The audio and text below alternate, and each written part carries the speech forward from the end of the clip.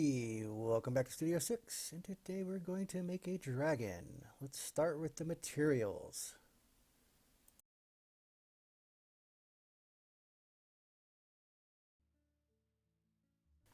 As always, you can find the materials list on my Twitter feed linked to this video.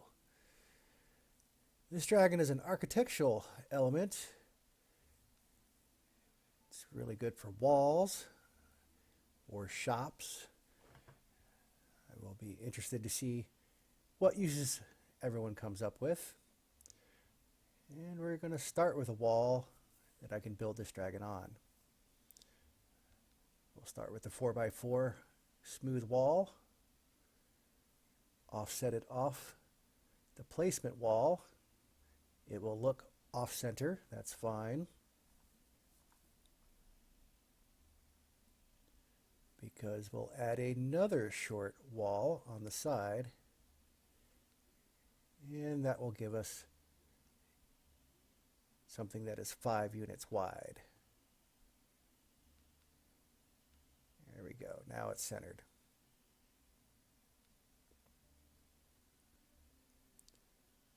Our last 4x4 smooth wall will go on the top. Flip it around and line up the grain. As always, that's not required.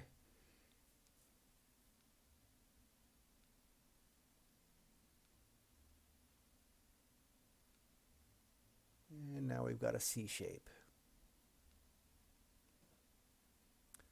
We'll get one of the 2x2 short smooth walls and fill in that side.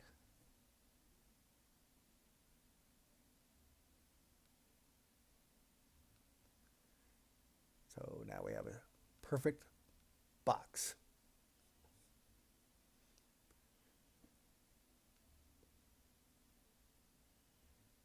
Grab a small floor. I'll fill in the back, close that off.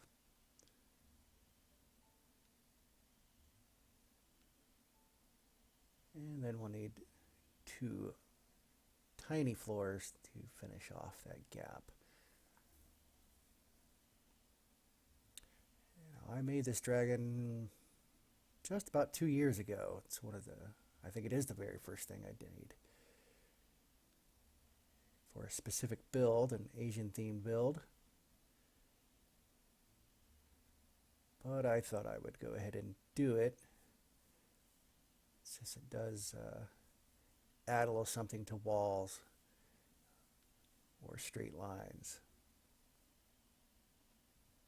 All right, we've filled in the back, and I'm going to get a tiny floor of Sinister. You can use Snow Glow, which is the bright yellow, or gold if Sinister is not available to you. I tend to like Sinister for these bigger elements because it glows at night, shows up very nicely.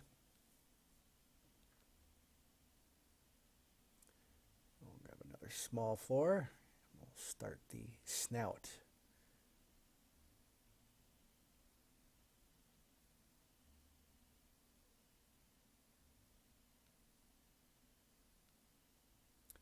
All right.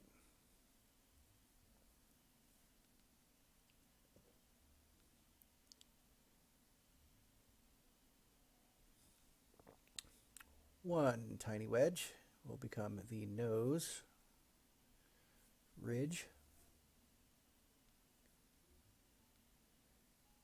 And then we'll use 2 tiny floors to even that up so it's symmetrical. If you've been watching these videos, you may have noticed a trend by now. I tend to build on the odd unit, which lends itself well to making things symmetrical. So we'll get a 1x1 wedge, flip it over,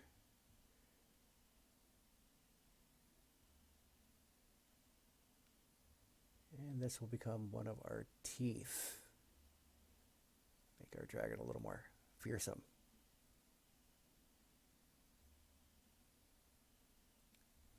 We'll mirror that with one more on the other side.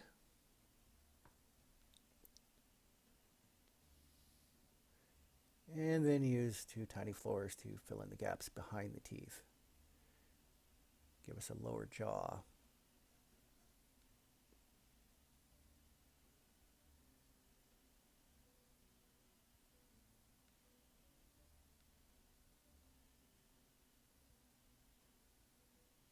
I would probably not make a dragon like this anymore. I tend to use smoother curves nowadays. We're going to start with some lava wood and work on the tongue.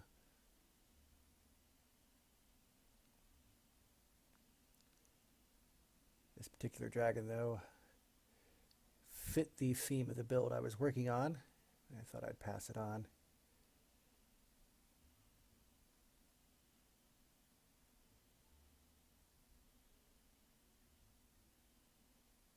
All right, more tongue. Now, because I'm working so low, I'm going to have to move things around to get this bottom part of the tongue on with the floor. If you're building this up high on your wall, you shouldn't have this problem. All right, spin the tongue around. There's the tip.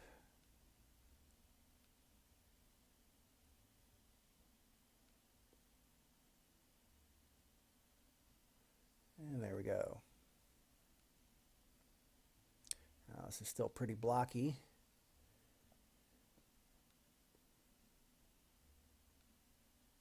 But we'll start to break that outline up. So this is a 1x1x4 wedge of zombie green. Goes in the back of the head. And then we'll need to add one 1x1 wedge to make it symmetrical. So that started to break the outline up of the head.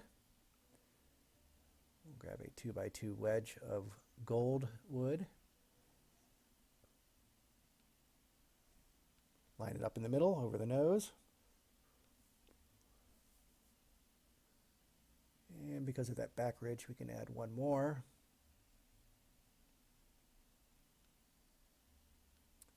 And then we'll switch over to a 2x2 wedge of green. Angle it sideways, put it in the gap between the ridges.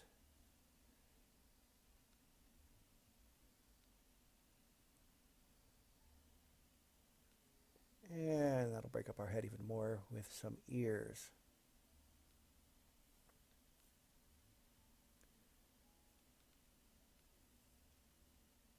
Now I've used this for wall elements. And so the remainder of this is the wall. And again, it is pretty well suited for an Asian theme build if that's what you like.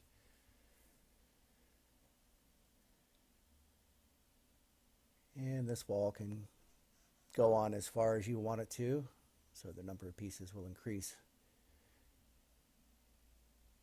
I've used 2 short pieces of smooth wall here. You can, of course, use a 2x8 smooth wall if you like, to save time and wood.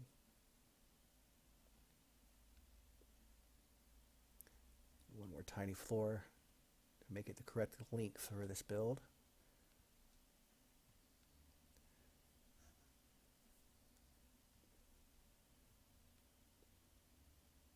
And then we'll switch over to the rest of the ridges.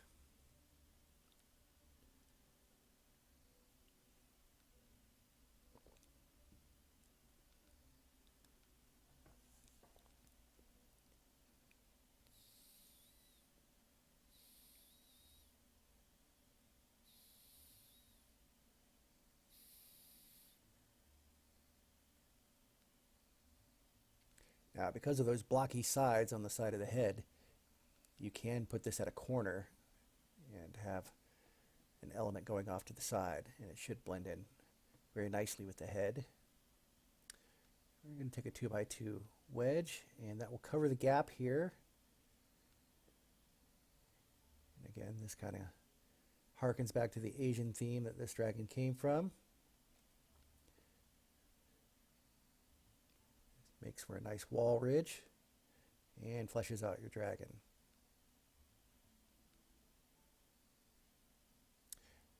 Now what I like to do in my builds is I like to recess lighting, so you can use a regular lever. You have to put it in now before you put it on the other side, or the lever won't fit. And there it goes. In this case, I've got a neon green wire. Certainly highlights this at night.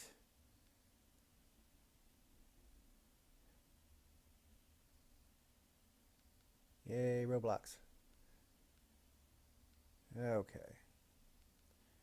Draw it out, get that even gap.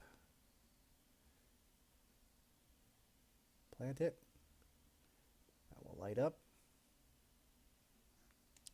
Now, a lot of lighting like this, I do recessed.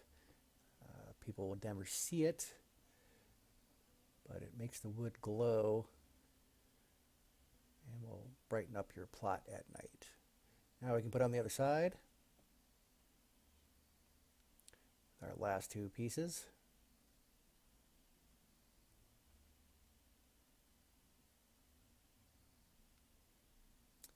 And there we go. This is a rather large element compared to my other animals. But if you put this on your wall, it will get noticed. Just to note the tip of the tongue at the bottom, you can flip either way. And there we go. Stay tuned at the end of this, and I've got a little bonus footage of actual use. And then I've moved this out of the studio so that you can see it work. We'll remove that placement wall, and let's move on to the bonus footage. So this is a shot of my Japanese palace. You can see the dragon up on the wall. Here's a close-up. And you can tell right here that I've moved the dragon out of Studio 6 and over to this retaining wall I had. This one goes on roughly 4 times longer. And apparently monkeys are not for climbing, so we'll need to jump over that.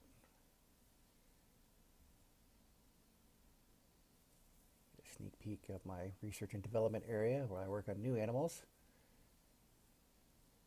And I flipped the tip of the tongue around on this one. But it makes for a nice element on your walls.